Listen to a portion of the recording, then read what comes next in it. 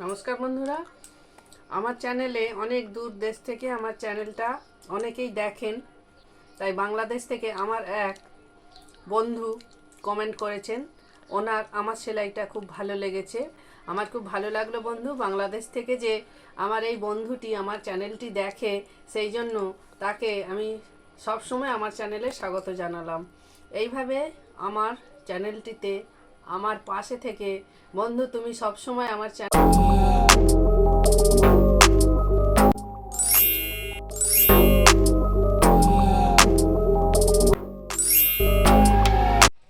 নমস্কার বন্ধুরা, আমার চ্যানেলে আমার বন্ধুদের সবাইকে স্বাগত। বন্ধুরা, আমরা তো ভালো আছি, আপনারা ভালো আছেন তো? আমার চ্যানেলে আজকে আমি এসো কিছু শিখি পর্বে অন্য সেলাই একটু দেখাবো। আমি আজকে আপনাদের দেখাতে চলেছি, এই যে দেখুন,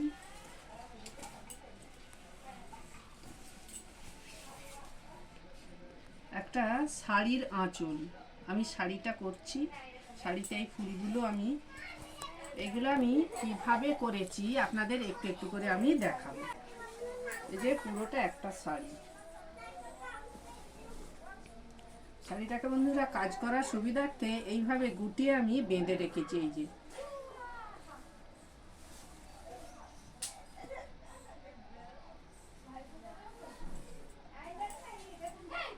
আসুন তাহলে আমি এই একটা একটা টেম্পল আমি কি কি সেলাই দিয়েছি আপনাদেরকে আমি দেখাই। এই যে বন্ধুরা, এই যে এই সেলাইটা দেখছেন, ছোট্ট ছোট্ট চেন সেলাই দিয়েছি, আমি করে দেখাচ্ছি।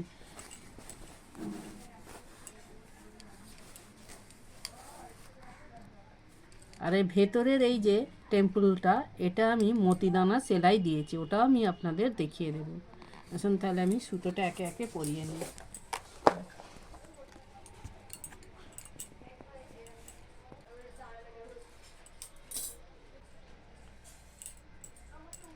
এক খি,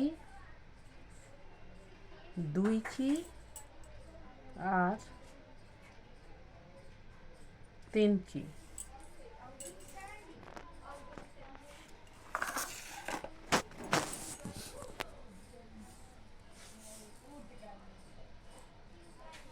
এই চেন সেলাইটা আমি দেখাবো প্রথমে।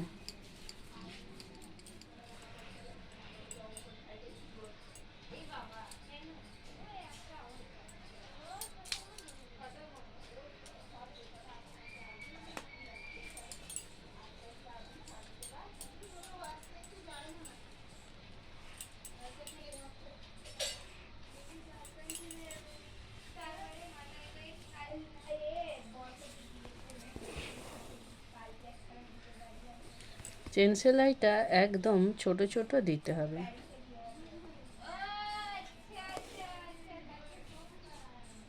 এর আগের পর্বগুলিতে আমি চেন সেলাই কীভাবে করতে হবে তা দেখিয়েছি, কিন্তু শাড়ি করার ক্ষেত্রে একটু শৌখিন ব্যাপার তো, তাই ছোট ছোট চেন দিতে হবে।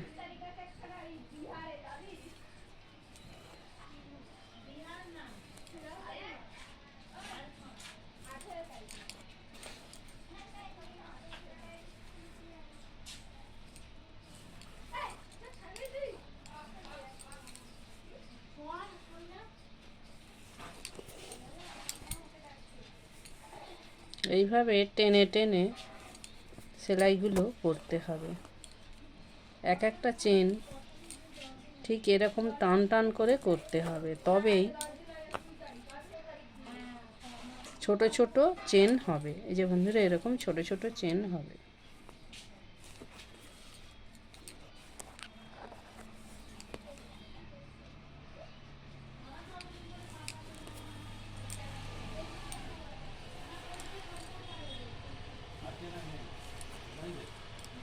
ভেতরে যে এই টেম্পলটা দিয়েছি, যে সেলাইটা ব্যবহার করেছি, এই সেলাইটা এখন আমি দেখাবো।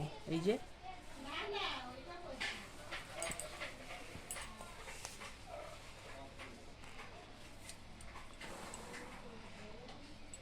এই সেলাইটার নাম হচ্ছে মতিদানা সেলাই। এই যে তুললাম, এই যে একটা ফাঁস, এর ভেতর দিয়ে ছুঁচটা গলাতে হবে। তারপরে আবার এই যে এখান থেকে ফুটিয়ে নিয়ে এর মাঝখান দিয়ে, তাহলে এই যে ছোট্ট ছোট্ট মতি দানার মতো হচ্ছে। এই যে দেখুন এই মাঝখানের সুতোটা একটু টান টান করে দিতে হবে, নাহলেই ওপরটা উঠে যাবে আর দেখতে ভালো হবে না।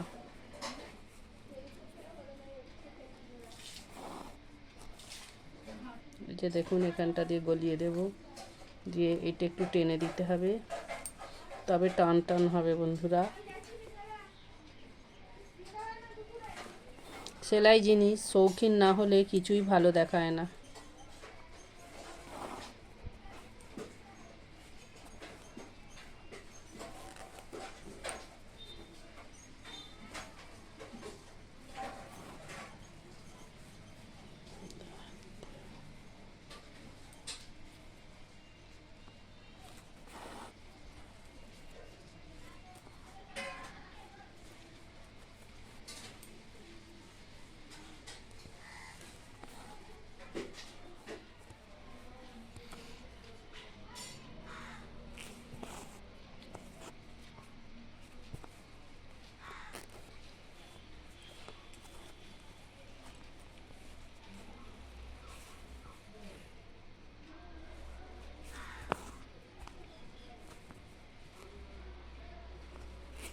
এবার দেখিয়ে দেবো, থাম।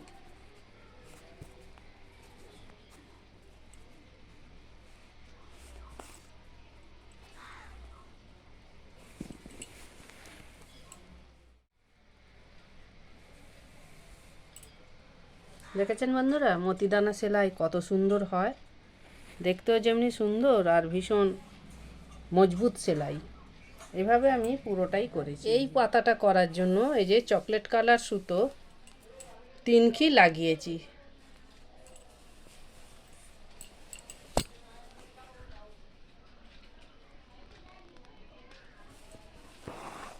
এটা এখন আমি ডাল সেলাই দেব।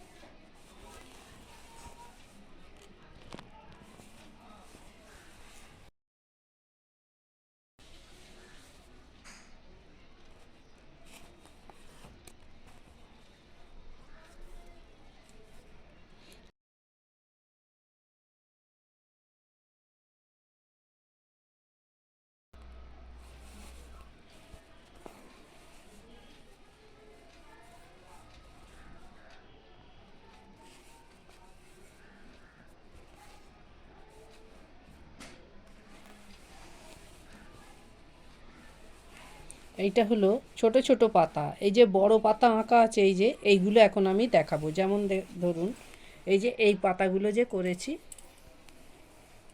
এই যে এই পাতাগুলো, এই যে এই পাতাগুলো এখন আমি দেখাবো।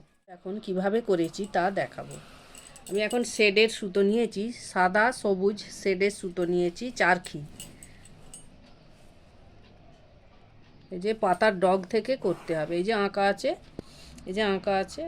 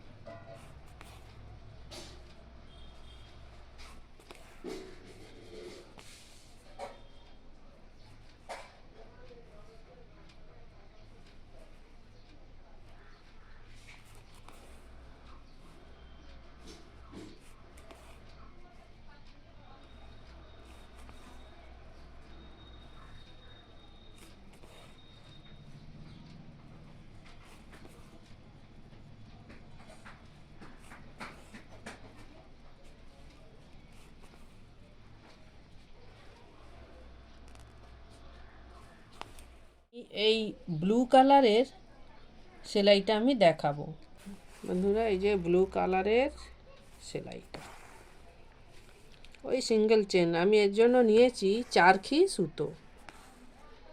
আর কি সুতো নিয়েছি আপনাদের সুবিধা মতো যে যেমন কোম্পানির সুতো ব্যবহার করতে পারেন।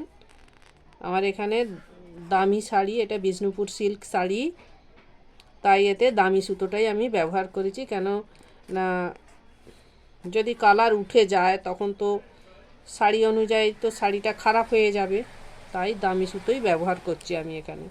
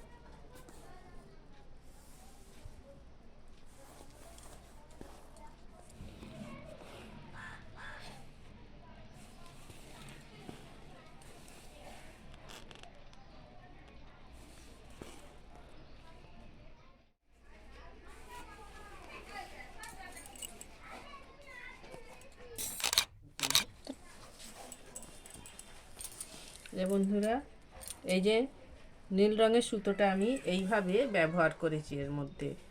এইবার আমি আর ভেতরে যে সেলাইটা আছে চেন সেলাই, তাই আর আমি দেখালাম না। দুটো কালারের সুতো হবে কলকার ভেতরে, প্রথমে সাদা, তারপরে লাল, আর ভেতরে ডার্ক চকলেট কালার দিয়ে একটা পাতা করা আছে। আর এই যে লাল ফুলগুলো আমি কি সেলাই দিয়েছি আপনাদের দেখিয়ে দেবো।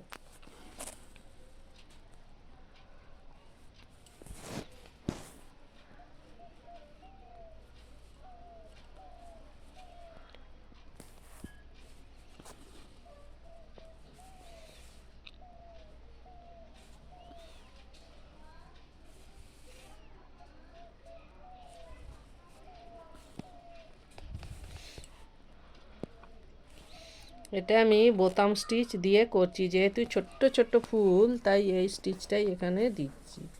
এর আমি আগের ভিডিওতে বোতাম স্টিচ কিভাবে করতে হবে তা দেখিয়ে দিয়েছি।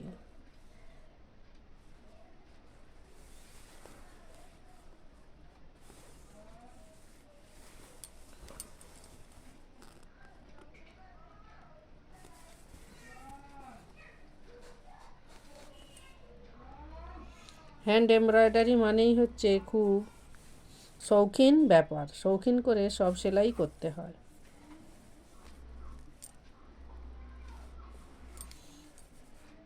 যেমন ছোট্ট ফুল তেমনি দুঃখী সুতো নিয়েছি লাল রঙের, নিয়ে বোতাম স্টিচটা দিয়ে ফুলটাকে আমি ভরাট করছি। ছোট্ট ছোট্ট পাপড়িগুলোকে এইভাবে এই সেলাইটা দিয়েই করতে হবে।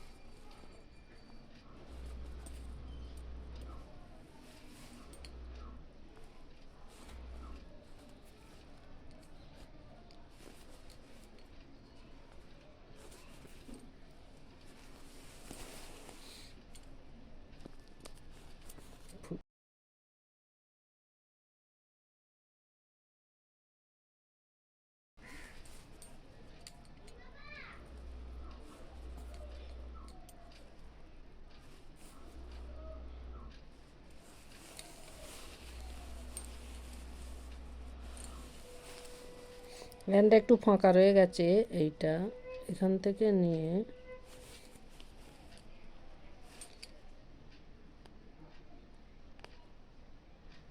এইভাবে গ্যাপটা পূরণ করে দিলাম। এইভাবে বন্ধুরা সব ফুলগুলোকে আমি করে নেব, এই যে যেমন এখানে করেছি। আর এই ফুলগুলোর মাঝে একটা করে পুঁতি বসাতে হবে। মতিদানা পুঁতি বাজারে কিনতে পাওয়া যায়, দেখবেন ওজন হিসাবে কিনতে পাওয়া যায়। তা আমি পুঁতি বসানোটা দেখালাম না।